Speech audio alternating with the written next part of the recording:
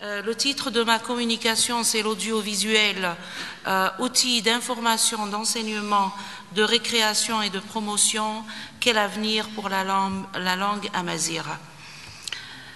Donc, comme introduction, j'ai trouvé cette citation qui m'a vraiment plu, qui dit « Une nation cultivée est une nation vivante ». C'est vrai, une nation qui n'a pas de culture, qui n'a pas d'identité, c'est une nation morte. Est-ce qu'on acceptera que notre nation meure? Est-ce qu'on acceptera que notre société meure?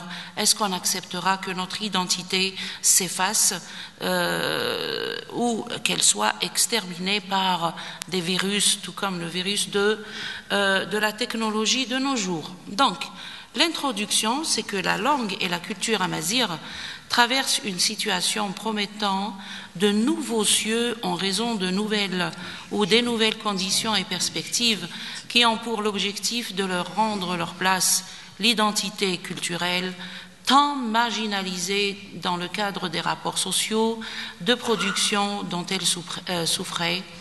Prenant conscience de l'importance des enjeux culturels et linguistiques qu'engendrent les transformations que subit la société amazigh en ces temps-ci, de nombreux et larges débats autour du présent et le devenir de la langue et la culture ont été entamés. Le présent article est le fruit d'une réflexion sur le thème « L'audiovisuel, outil d'information, d'enseignement, de récréation et de promotion, quel avenir pour la langue amazigh ». Il se propose comme une contribution au projet global de l'édification de la culture nationale, sa promotion et surtout son avenir. À cet effet, et pour une recherche empirique et holistique, nous avons opté pour une méthodologie de recherche basée sur une observation véhiculée par un questionnaire adressé à différents personnels de la radio locale Soumam en vue d'approfondir notre investigation et de collecter des informations valides. Je m'excuse parce que peut-être que la majorité de mes mots sont anglais et ils correspondent beaucoup. Il y a des anglicismes, mais ce n'est pas un problème. D'accord, ok.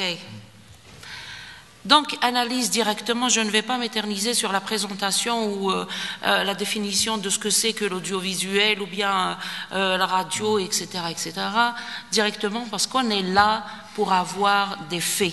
On est là pour faire une synthèse et sortir avec des fruits du colloque, bien sûr.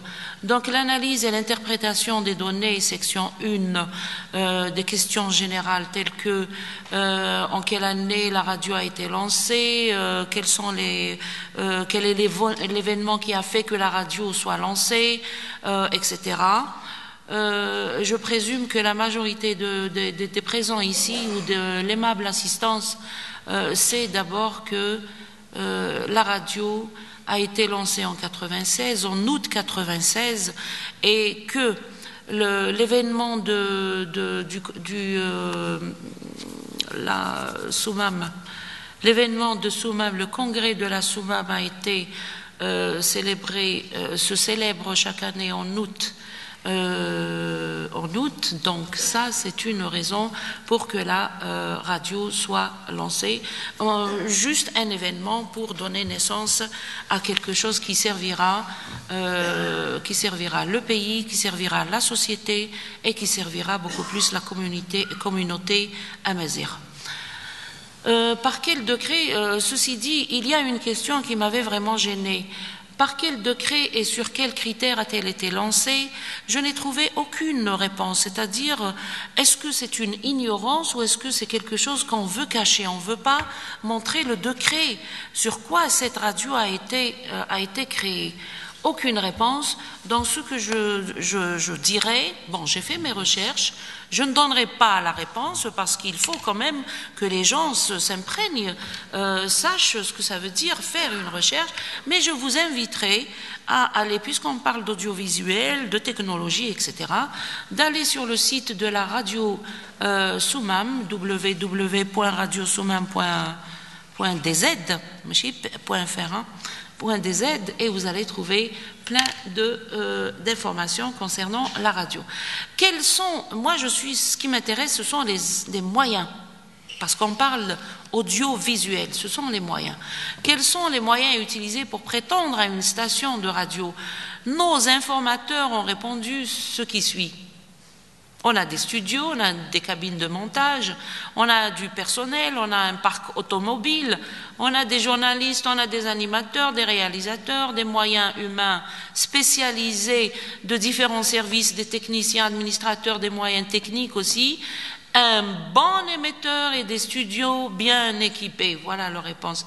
Donc, moi, je dirais comme analyse, les réponses données révèlent une vérité bien spécifique à une situation qui se veut part entière du monde de technologie et de modernisme. Ils ont parlé de moyens humains, moyens matériels, etc. Pour moi, c'est suffisant. Cette radio, ce personnel veut faire une partie intégrante de cette communauté informationnelle. Donc, concernant le nom attribué à la radio, est-il un nom géographique ou artistique ou bien même historique, avec une justification du choix? C'est 50-50. Il y a des gens qui ont dit un nom géographique et historique relatant l'histoire de la région, glorifiant le congrès de la Soumam, ainsi que les valeurs linguistiques, culturelles et sociales des régions berbères. Donc le personnel aussi de la radio, bon, ça c'est une autre question, de la radio Soumam, est-il un personnel qualifié par une formation spécifiée à cet objectif? A-t-il un profil bien déterminé à cette fonction? Vient-il de différents horizons du pays? Bon, c'est un personnel formé dans sa majorité de l'Institut des sciences de l'information de la communication, ISIC d'Alger. Un personnel qualifié et diplômé de l'Institut suscité et ayant bénéficié de stages de formation en Angleterre et j'espère qu'ils iront en Angleterre, je voulais dire en Algérie et à l'étranger. Le personnel vient de différents horizons, pas nécessairement spécifiés. Donc, sans doute, ce sont là les multiples critères répondant aux besoins d'une station gérant la communication, l'interaction et l'information, l'enseignement et le loisir. Ceci dit, une station de radio du monde des médias est un outil crédible et valide pour informer et former l'opinion publique. La création et le lancement de la radio Soumam viennent-elles des faits d'encourager et promouvoir la langue amazigh, de faire une concurrence ou une compétition avec les autres radios du pays, de mettre en œuvre que chaque région de l'Algérie ou d'Algérie doit avoir sa propre station radio? Donc, beaucoup de nos informateurs ont opté pour la réponse numéro 4, qui est de mettre en œuvre que chaque région d'Algérie doit avoir sa propre station radio. Néanmoins, un seul informateur a opté pour les réponses 1 et 4. Ainsi, l'outil de communication et la dotation de la région en moyens d'information, de communication et d'interaction font un ensemble indéniable pour la survie de la région et de ses principes. La section 2, c'est une section thématique qui parle du programme, qui l'élabore, quels sont les critères sur quoi on se base pour élaborer un programme, etc. À cette section, une question qui est l'élaboration du programme de la radio est-il étudié? Si oui, est-il élaboré par rapport aux besoins de la société immédiate, c'est-à-dire de la région kabyle uniquement, ou est-il dirigé vers une sphère plus large, plus ou moins toutes les régions algériennes et ou peut-être l'étranger? À la question concernant l'élaboration, nous avons eu les réponses suivantes. Les programmes des radios locales sont déterminés selon les besoins de la population. L'élaboration du programme est étudiée et destinée pour les auditeurs de la région de Béjaïa. Les programmes sont élaborés par rapport aux mêmes régions. Les programmes de radio Soumam ciblent en premier lieu la région kabyle car c'est une radio de proximité. Ceci dit, certains programmes peuvent être dirigés vers une sphère plus plus large. Nous constatons à travers toutes ces réponses que le principe de l'élaboration et l'étude des programmes de la radio est une question d'art et du savoir-faire, de tact basé sur de profondes investigations dans le but d'accomplir les tâches dont elle fait l'objet et surtout d'entretenir et veiller à la fidélité de son audience.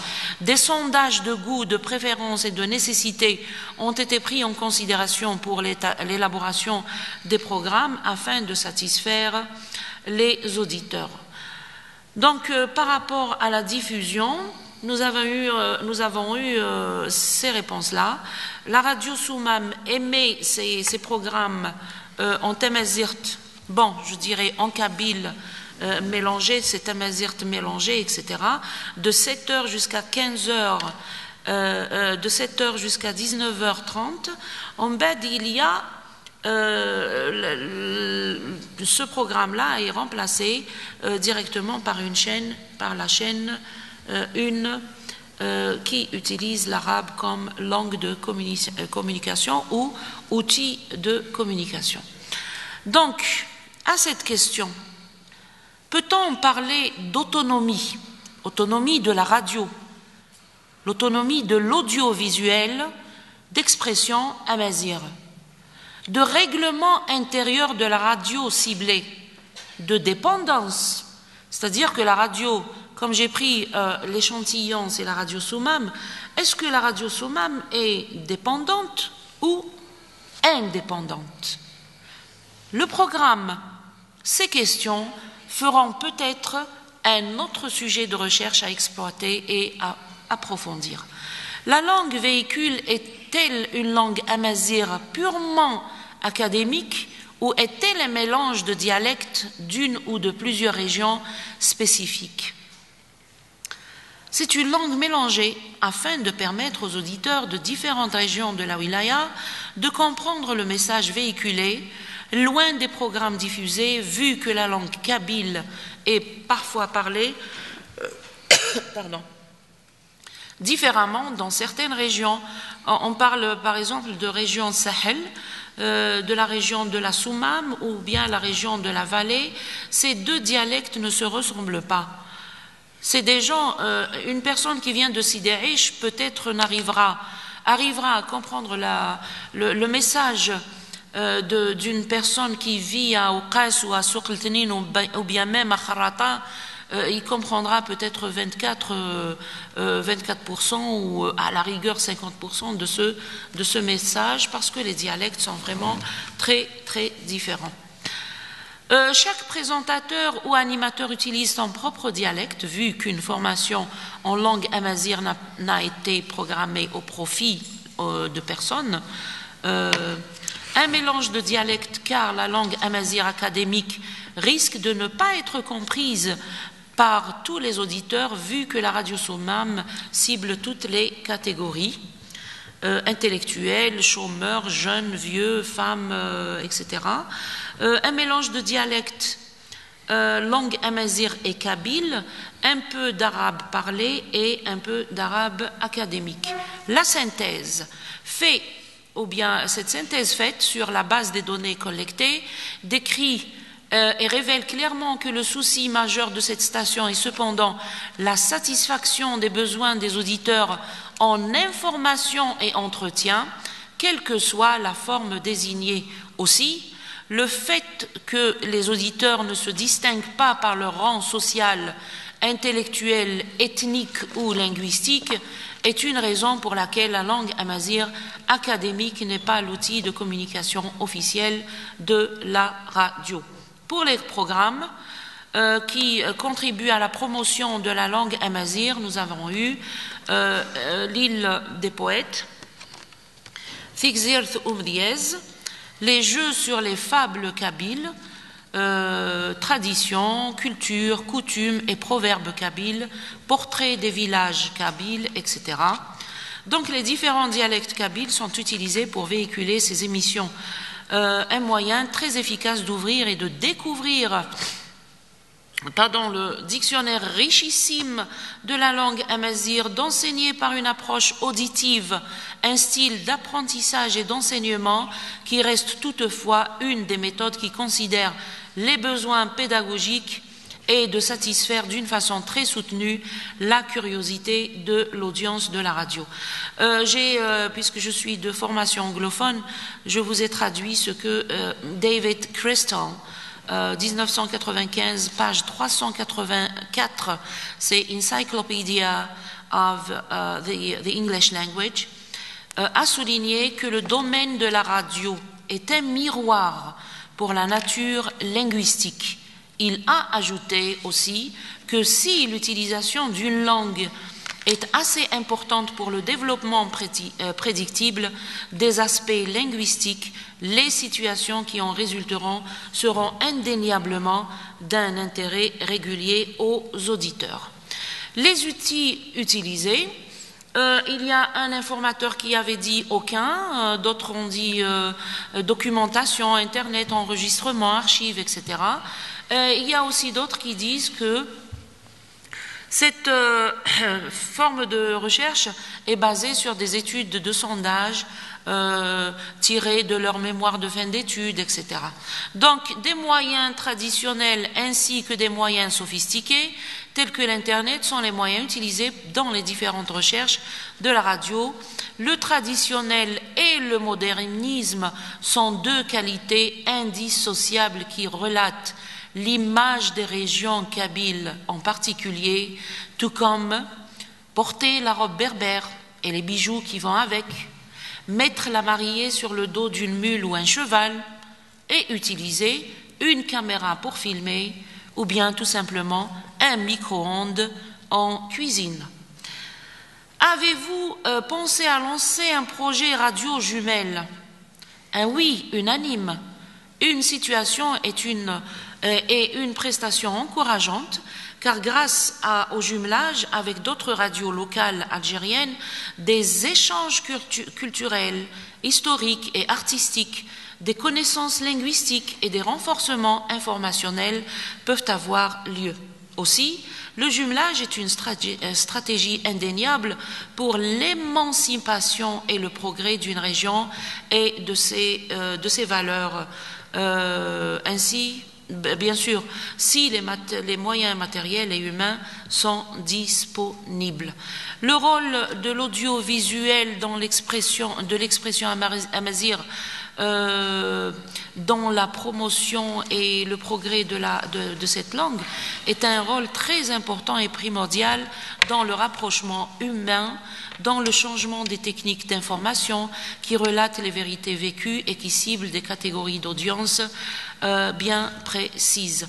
Celles qui ne maîtrisent pas les autres langues telles que le français et l'arabe aussi d'entretien, mais cela pourra se réaliser d'une façon continue et avec plus de création si le champ audiovisuel est doté de plus de liberté, a souligné un de nos informateurs. L'audiovisuel amazigh est un outil à envergure sociétale ou purement fantaisiste. Fantaisiste de 50%, sociétal 50%, donc ils sont d'accord, ils ont donné des réponses en moyenne de, je sais pas, bon, parlons pourcentage, c'est 50%. 50%, comme voilà. vous disiez.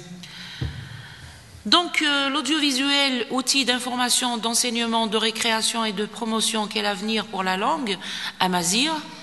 Cette question, nous constatons que tous nos informateurs ont relaté les mêmes vérités, voire l'enseignement de la langue amazigh partout sur le territoire national, mettre à la disposition de la pratique de l'apprentissage et de l'enseignement de la langue tous les moyens indispensables, adéquats et valides pour son propre progrès, validité viabilité et émancipation, certes passant par une méthode basée sur l'oralité, patrimoine oral, dont le contenu cernait primordialement des contes de folklore, du folklore, les proverbes et les chansons. La société berbère kabyle, pour plus de précision, connaît un véritable tournant technologique qui lui a permis de mettre ses pendules à l'heure, être à la page et actualiser ses concepts sociaux, culturels et linguistiques. En conclusion, le paysage médiatique, culturel, social et linguistique en Algérie est caractérisé par une diversité très riche, une mosaïque socio-culturelle et linguistique reflétée à travers les ondes des différentes radios d'Algérie, des chaînes de télévision algériennes, des rubriques des différentes presses algériennes et sur beaucoup de sites internet. Oser, vouloir satisfaire une curiosité profonde, vouloir apprendre et enseigner, défier les challenges sont toutes les qualités d'une société aventurière, mais surtout désireuse de construire un avenir assuré à son outil linguistique, à combattre l'oubli et l'apartheid linguistique. Il n'y a pas de recette magique, ni de talisman porte-chance pour que vive une langue, une culture, une civilisation, une société et une nation. Il y a le labeur et la volonté qui va avec. Il y a la motivation et la détermination qui guident. Donc, ces facteurs existent. Les moyens matériels aussi. Faisons tous pour que l'audiovisuel, outil d'information, d'enseignement, de récréation et de promotion, soit l'allié de la langue amazigh, de son avenir et de son progrès. Peu de matériel ont construit des nations entières quand la volonté et la détermination sont là. Merci beaucoup.